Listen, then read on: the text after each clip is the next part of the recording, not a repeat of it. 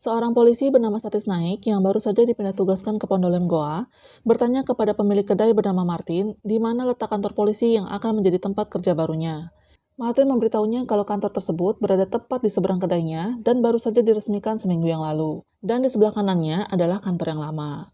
Saat memasuki kantor, dia melihat seorang pria bernama Vijay Salgonkar yang ia lihat dari berita di TV. Satis melihatnya seperti orang baik-baik, tapi petugas lain mengatakan penampilan bisa menipu. Apa yang sudah dilakukan Vijay sangat luar biasa. Vijay dan keluarganya menjadi pemberitaan yang heboh karena polisi menangkap paksa dan menyiksa mereka atas kasus hilangnya anak seorang inspektur jenderal polisi, Mira Desmukh. Sebelumnya, Vijay hidup tenang dan bahagia di kota kecil tersebut bersama istrinya Nandini dan kedua anak mereka Anju dan Anu.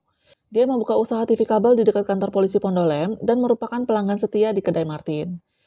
Vijay adalah pria yang dermawan dan baik hati. Dia punya hubungan yang baik dan berteman dengan banyak orang, termasuk Martin.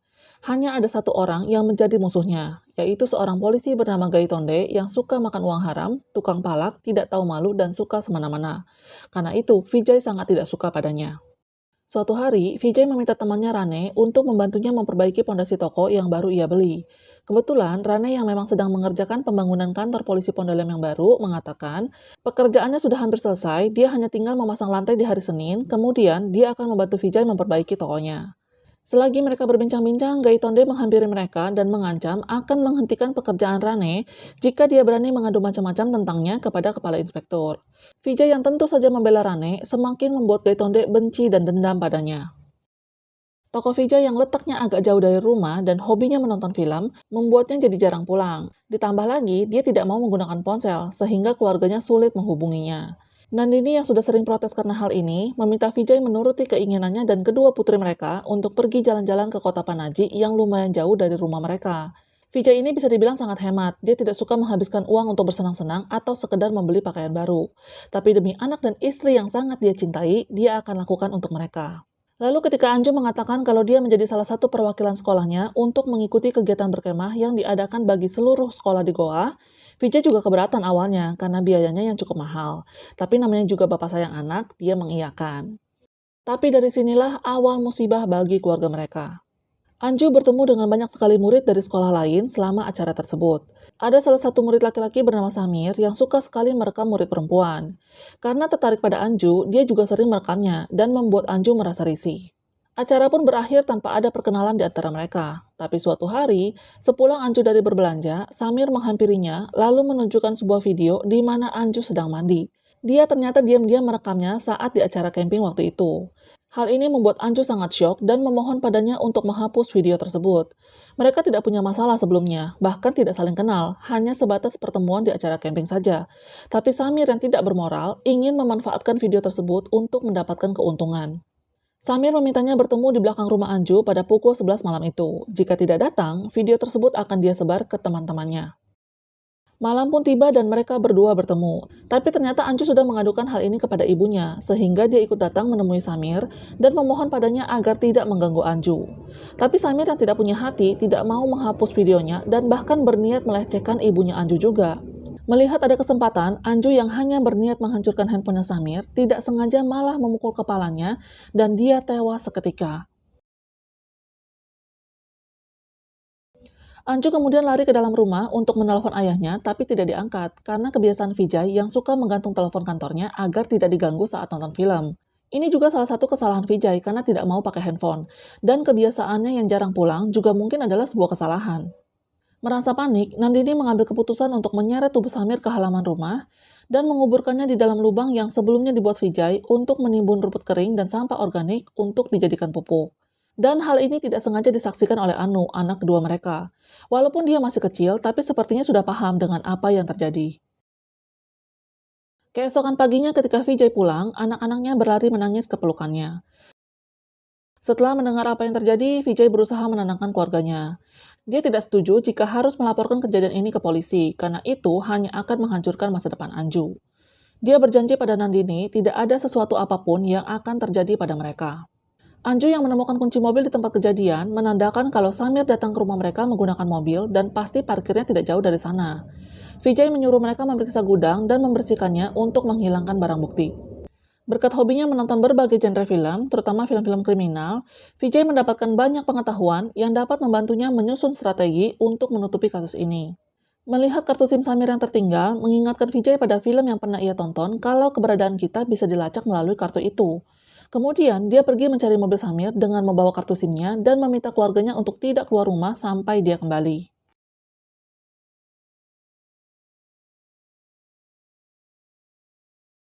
Setelah Vijay menemukan mobil Samir, dia membawanya ke sebuah danau di tengah-tengah tambang batu yang sudah ditutup, lalu menenggelamkannya. Sebelum itu, dia membeli ponsel bekas untuk mengaktifkan sinyal kartu SIM dan melemparnya ke sebuah truk di pinggir jalan.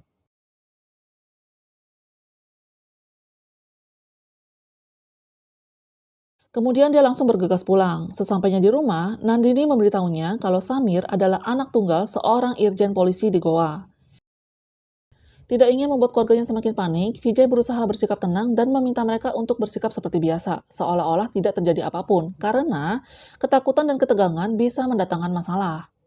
Sebelum pulang ke rumah, dia sempat mampir ke toko, dan Jose tiba-tiba saja bertanya apakah dia sedang ada masalah, karena raut wajahnya terlihat banyak pikiran. Jadi Vijay berpikir, jika Jose saja bisa tahu, maka besar kemungkinan orang lain juga akan menyadarinya. Karena itu, dia meminta semuanya untuk bersikap normal.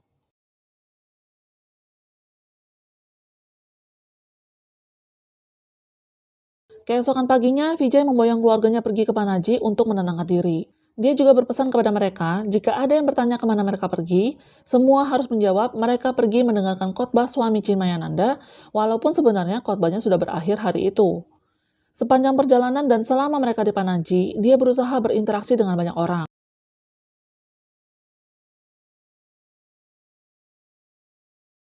Sepulangnya ke rumah, Nandini dan Anju masih ketakutan dan gugup setiap kali melihat halaman rumah mereka.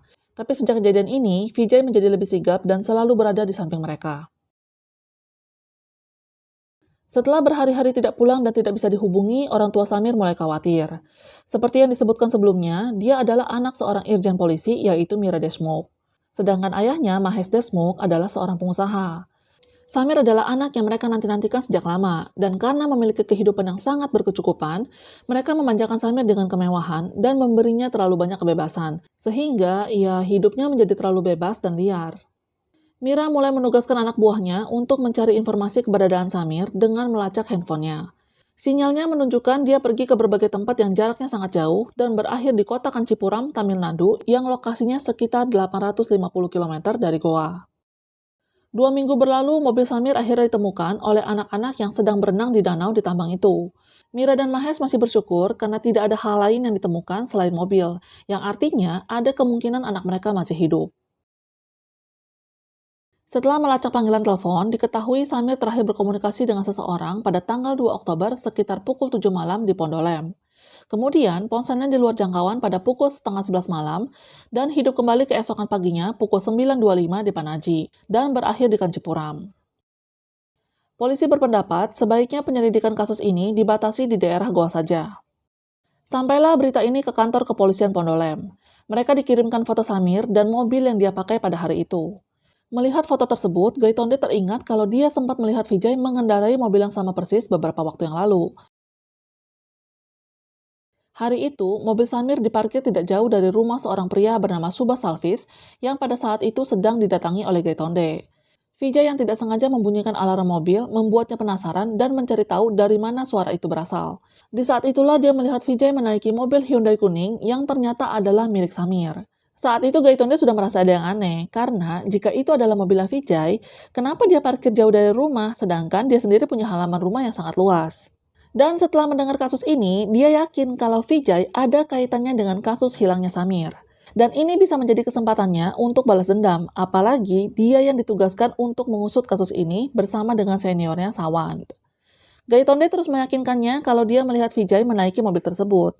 Tapi karena dia punya hubungan yang baik dengan Vijay, dan reputasi Vijay juga sangat baik di kota itu, Sawant tidak menggubris perkataan Gaitonde. Menyadari kalau dia mulai dicurigai, Vijay menyuruh Nandini dan anak-anak mereka untuk mengingat hal-hal yang mereka lakukan selama di Panaji, dan juga harus ingat kalau tanggalnya adalah tanggal 2 dan 3. Dia juga meyakinkan mereka untuk tidak khawatir karena polisi tidak memiliki petunjuk dan bukti apapun. Mereka hanya sedang berusaha mengumpulkannya. Mungkin mereka akan bertanya secara baik-baik atau secara kasar, dan mungkin juga mereka akan melakukan kekerasan kepadanya dan Nandini. Jadi, Anju dan Anu harus bersiap akan hal itu, dan jangan pernah merubah pernyataan mereka. Jika tidak mendapatkan jawaban apapun, polisi pasti akan melepaskan mereka. Nandini merasa takut kalau ada orang yang menyadari kebohongan mereka, karena pada hari kejadian di tanggal 2, Vijay berada di tokonya dan juga pasti pergi ke kedai Martin, di mana dia pasti bertemu banyak orang. Tapi Vijay lagi-lagi meyakinkannya agar tidak khawatir. Dia akan berusaha bagaimanapun caranya agar Nandini dan Anju tidak dipenjara. Apa yang terjadi pada mereka hanya memberikan mereka dua pilihan, menyerah atau bangkit dan berjuang. Menurutnya, mereka sama sekali tidak bersalah dan tidak ada alasan untuk menyerah. Gaitonde yang tidak mendapat dukungan dari Sawan mendatangi atasannya, Kepala Inspektur Prabu, dan memberikan bukti tugasnya saat mengunjungi rumah Subas di mana dia melihat Vijay. Tapi ternyata Subas dan satu pria lainnya yang berada di sana waktu itu tidak yakin apakah pria yang menaiki mobil tersebut adalah Vijay atau bukan, dan mereka juga tidak melihat plat mobilnya. Mereka hanya ingat warnanya memang kuning. Kemudian kepolisian mendapatkan fax dari Mira yang memberikan informasi tambahan kalau Samir pernah menghadiri acara camping yang juga diikuti oleh Anju. Di sini terkuak sebuah fakta di mana ternyata Anju bukanlah anak kandung Vijay. Dia menemukan Anju saat masih bayi di dekat tong sampah di pinggir jalan. Vijay yang juga seorang yatim piatu kemudian mengadopsinya walaupun saat itu usianya masih 21 tahun. Inspektur Prabu yang terkejut jadi ikut meragukan Gaitonde yang sudah mencurigai orang sebaik Vijay. Tapi tentu saja Gaitonde tidak menyerah. Dia mengatakan, bukan berarti karena Vijay mengadopsi seorang anak, berarti dia tidak bisa berbuat jahat. Apalagi mereka baru saja menemukan fakta kalau Samir dan Anju saling mengenal. Mereka bertiga kemudian pergi ke sekolah Anju untuk menanyakan beberapa hal. Anju yang sempat gugup mengingat perkataan ayahnya untuk bersikap normal dan harus menjawab pertanyaan tanpa rasa takut. Akui bahwa dia mengenal Samir, tapi tidak lebih dari itu. Mereka hanya bertemu saat camping dan tidak pernah bertemu lagi setelahnya. Polisi juga mungkin akan menjebaknya dengan berbohong, tapi Anju harus tetap tenang dan jangan sampai memberitahu apa yang terjadi di rumah mereka. Setelahnya mereka pergi menemui Nandini, tapi kaget karena melihat Vijay yang tiba-tiba pulang di siang hari, tidak seperti biasanya. Vijay mengatakan Nandini menelponnya karena merasa takut ketika kepala sekolah mengabarkan kalau polisi akan datang ke rumah setelah menemui Anju di sekolah, makanya dia pulang. Mereka berdua ditanyai beberapa hal seperti apakah mereka mengenal Samir, apakah mereka pernah melihat mobil kuning miliknya, tapi mereka menjawab tidak. Polisi juga menjelaskan kronologi hilangnya Samir dan alasan mereka menanyakan hal ini kepada Vijay dan keluarganya. Gaitonde berusaha menekan mereka dengan mengatakan dia melihat Vijay menaiki mobil kuning itu dan yakin kalau Samir sempat datang ke rumah mereka. Nandini yang merasa gugup keceplosan dengan menyebutkan tanggal mereka pergi ke Panaji, padahal polisi tidak menyebutkan kapan Samir menghilang. Tapi dengan lihainya, Vijay bisa mengelak. Sebelumnya kan dia sudah bilang kalau Nandini mendapatkan telepon dari kepala sekolah yang menginfokan polisi datang ke sekolah untuk menanyakan beberapa hal kepada Anju karena sebuah kasus. Dan karena panik, takut hal ini bisa merusak reputasi sekolah, kepala sekolah menceritakannya kepada Nandini. Jadi wajar saja jika dia secara spontan mengatakan mereka tidak ada di rumah pada tanggal 2. Kemudian ketika Vijay ditanya apa saja yang mereka lakukan di tanggal 2 dan 3 Oktober, dia bisa secara detail menjabarkannya, mulai dari berangkat menuju Pananji pada pukul setengah 6 pagi, mengikuti ibadah, menginap di pondok, menonton bioskop, sampai dengan apa yang mereka makan. Dia juga menunjukkan semua struk mulai dari tiket bus, tiket bioskop, sampai struk makanan dan belanja. Dan ketika Gaitonde menyerangnya lagi dengan mengatakan, mana ada orang zaman sekarang yang menyimpan tiket bus, Vijay mengatakan itu sangat lumrah dilakukan oleh orang kelas menengah untuk mengetahui pengeluaran dan membandingkannya dengan pemasukan. Sampailah hal ini kepada Mira dan Mahes. Untuk mengetahui apakah semua bukti perjalanan itu asli atau tidak, perlu dilakukan pemeriksaan lebih lanjut. Kemudian Mira memberi perintah untuk membawa Vijay dan keluarganya datang ke kantor polisi untuk diinterogasi secara individual. Sebelumnya, Vijay yang sedikit banyak tahu tentang trik kepolisian dalam menginterogasi, memberikan arahan kepada anak-anaknya untuk memiliki jawaban yang sedikit berbeda dari orang tua. Dan mereka harus mempertahankan cerita mereka sampai akhir. Jawaban mereka semua sama dengan interogasi sebelumnya. Tidak ada satupun yang merubah pernyataannya. Bahkan, Anu pun bisa melakukannya dengan baik. Mahes yang lebih berpikir positif mengatakan mungkin saja memang mereka berkata jujur, sehingga wajar saja jika pernyataan mereka tidak berubah. Tapi Mira yang seorang polisi memiliki insting yang kuat kalau Vijay sekeluarga tahu sesuatu tentang anak mereka. Tapi dia belum bisa berbuat banyak, dia tidak bisa membawa kasus ini ke pengadilan karena semua bukti menunjukkan Vijay sekeluarga tidak ada di rumah pada hari hilangnya Samir. Sehingga dia masih harus mencari bukti-bukti untuk membantah alibi Vijay. Setelah menginterogasi mereka, Mira meminta Prabu membawa saksi-saksi yang kemungkinan besar bisa membuktikan Vijay ada di Pondolem pada tanggal 2, dan juga orang-orang yang berinteraksi dengannya selama di Panaji. Jose dan Martin mengatakan hal yang sama bahwa Vijay tidak ada di toko maupun di kedai pada hari itu. Dan setelah pulang dari Panaji, Vijay menceritakan kepada mereka isi khotbah yang ia hadiri secara detail. Kondektur bus bernama Dinkar yang merupakan teman Vijay juga mengatakan mereka menaiki busnya di tanggal 2 dengan tujuan Panaji untuk menghadiri khotbah. Penjaga pondok tempat Vijay dan keluarganya menginap juga bersaksi yang sama dan memiliki bukti mereka check-in tanggal 2 dan check-out tanggal 3. Begitu juga dengan restoran tempat mereka makan. Suami Chinmayananda yang dihubungi oleh Mira pun mengatakan, kemungkinan besar Vijay dan keluarganya memang menghadiri khotbahnya hari itu, karena setiap khotbahnya sangat unik, dan mustahil seseorang bisa mengingat secara detail jika hanya mendengar dari orang lain. Ada pria pemilik toko proyektor yang juga bersaksi, mereka datang ke tokonya pada tanggal 3. Dan terakhir, kondektur bus yang mereka naiki saat pulang juga bersaksi, dia mengingat Vijay sekeluarga berada di busnya menuju Pondolem pada tanggal 3 Oktober. Walaupun Mira seorang polisi, tapi dia juga seorang ibu. Dia sangat sedih karena belum juga menemukan petunjuk apapun mengenai keberadaan anaknya.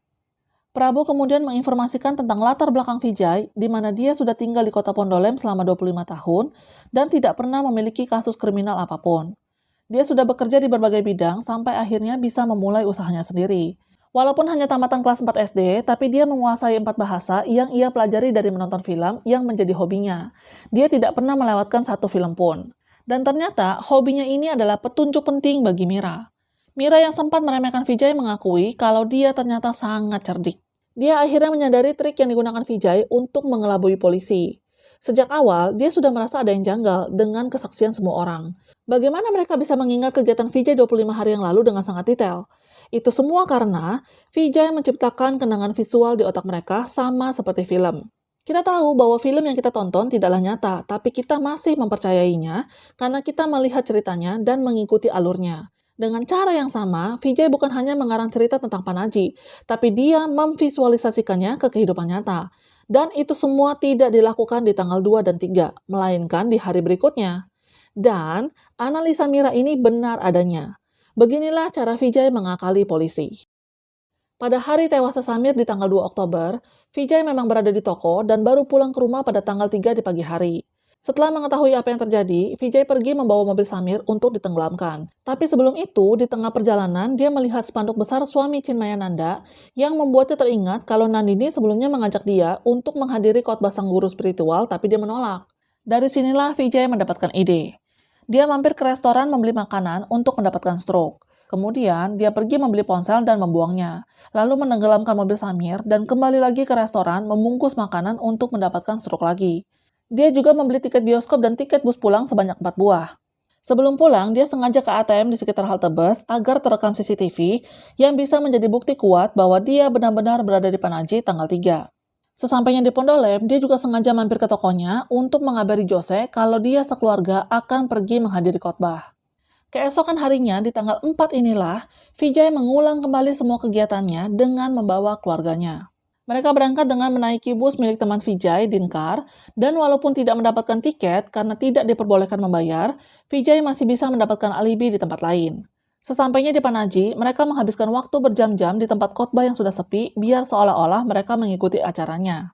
Kemudian Vijay melihat pengumuman kalau khotbahnya bisa dibeli dalam bentuk DVD, lalu dia membelinya dengan nama samaran. Malam harinya mereka ke penginapan, dan selagi si penjaga mengantarkan istri dan anak-anaknya ke kamar, Vijay diam-diam menuliskan namanya di daftar tamu tanggal 2. Lalu ketika si penjaga datang, dia menuliskan namanya di tanggal hari itu dengan nama palsu. Dia juga sengaja memilih penginapan kecil agar lebih mudah mengakses data tamu. Keesokannya di tanggal 5, dia memesan makanan dari restoran yang sama yang dia pesan di tanggal 3. Lalu setelah keluar dari penginapan, Vijay dan keluarganya juga makan di restoran tersebut agar bisa berkenalan dengan pemiliknya. Mereka juga menonton bioskop dan bertemu dengan pemilik toko proyektor untuk menambah saksi. Saat perjalanan pulang, Vijay juga sengaja berteman dengan kondektur bus dan membiarkan Anu mengobrol dengannya. Kemudian dia berpura-pura ingin ke ATM hanya untuk menyesuaikan adegannya dengan waktu di mana dia terekam CCTV pada tanggal 3. Pokoknya semua kegiatan yang mereka lakukan disesuaikan waktunya dengan yang Vijay lakukan di tanggal 3. Setelah pulang ke rumah, mereka menonton DVD khotbah bersama dan Vijay membuang semua struk dan tiket di tanggal 5. Bukti-bukti yang dia tunjukkan kepada polisi waktu itu adalah bukti di tanggal 3 ketika dia pergi sendirian. Dan ketika dia menyadari sudah dicurigai oleh Gaitonde, dia kembali ke Panaji untuk menemui semua orang yang dia temui sebelumnya. Lalu dengan cerdiknya, dia membuat para calon saksi ini mengingat pertemuan mereka dengan Vijay dan keluarganya. Ada satu kesamaan dalam setiap kesaksian para saksi, yaitu mereka sebenarnya tidak ingat jelas kegiatan Vijay, tapi Vijay lah yang menyebutkannya untuk mengingatkan mereka. Seperti yang Mira bilang, manusia cenderung mengingat adegan, visual. Mereka mungkin ingat melihat Vijay, tapi kemungkinan kecil untuk mengingat tanggalnya. Dan disinilah tugas Vijay untuk mendoktrin pikiran mereka dengan terus menyebutkan tanggal kepergian dan kepulangannya dari Panaji. Jadi, para saksi ini tidak sadar kalau mereka memberikan kesaksian palsu. Karena semua bukti dan saksi berpihak pada Vijay dan keluarganya, Mira tidak bisa menangkap mereka. Sehingga, cara satu-satunya adalah mendapatkan pengakuan. Dia dengan paksa membawa mereka ke kantor polisi dan berusaha mendapatkan pengakuan dengan cara kekerasan. Vijay, Nandini, dan Anju dipukul habis-habisan oleh Gaitonde dan dua polisi wanita, tapi sia-sia. Mereka tetap pada pendiriannya bahwa mereka tidak tahu apa-apa. Di awal penyelidikan, Mira meminta anak buahnya untuk mencari nomor telepon yang terakhir berhubungan dengan Samir. Dan orang itu adalah Alex, salah satu teman sekolahnya. Dan disinilah Mira dan Mahes mengetahui tentang apa yang sudah dilakukan anaknya kepada Anju. Mereka tentunya syok, tapi jadi semakin yakin kalau Vijay dan keluarganya adalah dalang di balik hilangnya Samir. Setelah mencoba bertanya sekali lagi, namun jawaban yang didapat tetap sama, Mira menjadi semakin brutal menyiksa mereka. Gaitonde tentu semakin puas mengajar Vijay, tapi menggunakan kekerasan saja sudah salah, apalagi di seorang polisi. Ditambah lagi, dia juga memukul Nandini dan Anju. Sebelumnya kan Vijay sudah memberitahu keluarganya kalau polisi mungkin akan menyiksa mereka sampai mengaku. Jadi, dia sudah mempersiapkan mereka agar bisa bertahan dan tetap diam apapun kondisinya. Dia tentu saja sedih dan tidak tega melihat istri dan anaknya dipukuli, tapi dia harus menahan dirinya. Setelah memukul mereka habis-habisan, Gaitonde mulai mengincar Anu. Mira menyuruhnya memisahkan Anu dari keluarganya untuk membuatnya takut dan pasti akan mengatakan sesuatu. Takut terjadi apa-apa dengan Anu, Nandini dan Anju ingin menyerah saja, tapi Vijay yakin Anu bisa menghadapinya. Untuk apa mereka sampai sejauh ini jika akhirnya menyerah? Mahes tidak setuju dengan cara yang dilakukan Mira, karena ini sama saja dengan melanggar hukum. Terlebih lagi, Anu masih kecil. Dia juga mengatakan, jika pada akhirnya mereka yang keliru, maka mereka akan sangat menyesal. Gaitonde yang semakin emosi karena masih saja diragukan, langsung memukul Anu dan hampir menginjaknya. Anu yang sudah sangat ketakutan akhirnya memberitahu mereka di mana Samir dikuburkan. Polisi segera bergegas ke rumah Vijay dan membongkar halaman rumahnya. Di sana sudah dipenuhi dengan warga dan media yang sengaja dipanggil Vijay melalui adik iparnya. Anu yang mendapatkan kesempatan kabur langsung berlari ke ayahnya dan meminta maaf karena sudah memberitahu polisi. Setelah dibongkar, terlihat sebuah karung yang baunya sangat menyengat. Tapi ketika dibuka, isinya bukanlah jasad Samir, melainkan jasad binatang yang sudah membusuk. Vijay lalu menghampiri awak media dan mengatakan bahwa mereka tidak bersalah, tapi terus saja dipukuli. Bahkan anaknya yang masih kecil pun juga ikut dipukul oleh Gaitonde. Hal ini memicu amarah adik iparnya dan para warga, sehingga mereka semua bersama-sama mengeroyok Gaitonde. Mira dan Mahes pun harus segera pergi untuk menghindari amukan warga yang tidak terkendali. Kasus ini akhirnya menjadi pemberitaan di mana-mana. Prabu, Sawan, dan semua polisi yang terlibat dengan kasus ini dipindah tugaskan. Sedangkan Gaitonde dan Mira dipecat. Pengadilan juga sudah mengeluarkan putusan bahwa jika polisi ingin menginterogasi Vijay dan keluarganya, maka mereka harus mengantongi surat perintah pengadilan terlebih dahulu. Nandini merasa kasihan pada Mira, karena walaupun dia polisi, dia juga seorang ibu. Mereka telah melakukan kesalahan, tapi seolah-olah Mira yang menanggungnya. Namun bagi Vijay tidak ada yang salah atau benar dalam hal ini. Jika posisinya dibalik, Samir yang berada di posisi Anju, Mira juga pasti akan melakukan hal yang sama seperti yang mereka lakukan untuk Anju. Kemudian Mira dan Mahes meminta Vijay menemui mereka secara pribadi, bukan sebagai polisi atau pengusaha, melainkan sebagai orang tua. Mahes meminta maaf pada Vijay atas perlakuan Samir pada Anju. Hal itu bisa terjadi karena kesalahan mereka yang terlalu memanjakan Samir sehingga membuat perilakunya menyimpang. Dia juga meminta maaf atas apa yang sudah mereka lakukan padanya dan keluarganya. Dia dan Mira memutuskan untuk pindah ke London, tapi sebelum pergi, mereka ingin tahu apa yang sebenarnya terjadi pada Samir. Apakah mereka harus terus menunggunya atau melupakannya?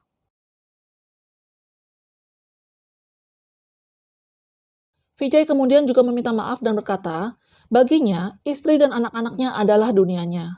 Suatu hari, datang tamu tak diundang yang ingin menghancurkan dunia mereka. Mereka sudah mencoba menghentikannya dengan memohon, tapi dia tidak peduli. Dan entah bagaimana, terjadilah kecelakaan yang tidak diinginkan. Kemudian mereka mengirimnya ke suatu tempat di mana tidak ada jalan untuk kembali. Jelaslah, Mahes dan Mira akhirnya mengetahui bahwa Samir sudah tiada dan tuduhan Mira selama ini ternyata benar. Vijay mengatakan dia tidak punya pilihan lain. Baginya, keluarga adalah segalanya, dan dia akan melakukan apapun untuk mereka. Mahes dan Mira mau tidak mau harus melupakan hal ini, karena mereka sama sekali tidak punya bukti untuk menangkapnya. Ditambah dengan pemberitaan kasus ini yang sudah viral, semua masyarakat berpihak pada Vijay dan keluarganya. Kembali ke adegan di awal film, ketika Vijay sedang duduk di kantor polisi, itu bukan karena dia ditangkap, melainkan dia dipanggil untuk menandatangani kasusnya yang sudah ditutup. Kepala inspektur yang baru menyindirnya dengan mengatakan, Vijay pasti sangat bangga karena berhasil menipu seluruh jajaran kepolisian, dan dia berjanji akan mengusut kasus ini dan menemukan jasad Samir. Vijay menjawab dengan merendah bahwa dia sangat menghormati polisi dan tidak mungkin bisa mengelabui mereka. Dia percaya kalau Pak Inspektur dan kantor polisinya ini akan melindunginya dan keluarganya. Kalimat ini bukan sekedar pujian belaka, karena, ya, kantor polisi yang baru ini akan selamanya melindungi mereka karena disinilah Vijay mengubur jasad Samir. Flashback lagi sedikit, ingat ketika Vijay meminta bantuan Rane untuk memperbaiki pondasi tokonya, dan Rane mengatakan dia harus mengerjakan pemasangan keramik di kantor polisi pada hari Senin? Disinilah, sehari sebelum keramik dipasang, tepatnya tanggal 3 di hari Minggu, setelah dia menenggelamkan mobil Samir, malamnya dia membongkar halaman rumahnya, membawa jasad Samir, lalu memindahkannya ke kantor polisi tersebut.